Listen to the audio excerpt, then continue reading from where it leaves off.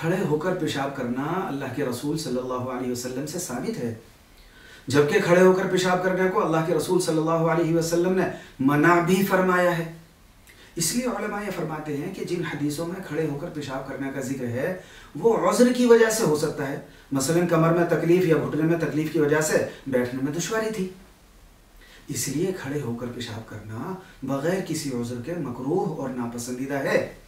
अलबत्ता उज़्र और मजबूरी में खड़े होकर पेशाब कर सकते हैं, मसलन कमर दर्द या पैरों में ज़ख्म वगैरह की वजह से बैठना मुश्किल हो, या ज़ोर